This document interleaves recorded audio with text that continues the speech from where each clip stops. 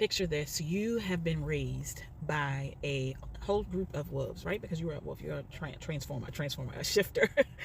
And within that space, they have treated you like the ugly stepchild. They have done everything that they could do to break your spirit.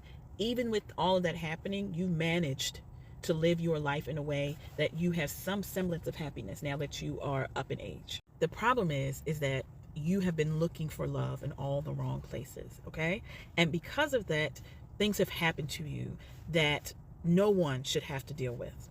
And even though you know these things are bad, you still do your best to look for love.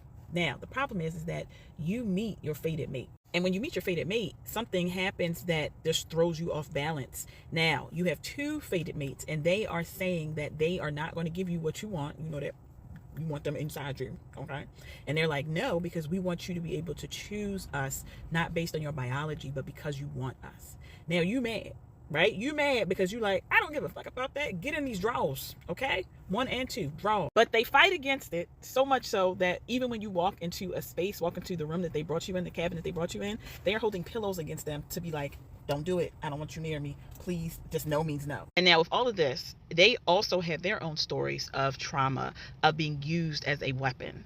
And they are learning what does it mean to find joy in small everyday moments, like going to a fair or going to a farmer's market or helping you at your job where you are a vet tech. This was an interesting book.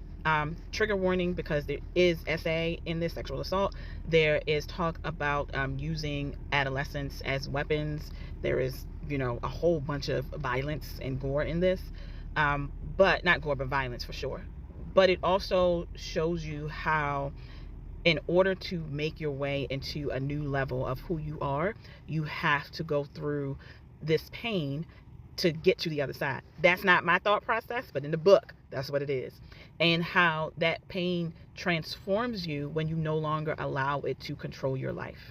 Again, as always, if you can go to the author's website, buy the books there. But if not, definitely go on Kindle Unlimited and get the book.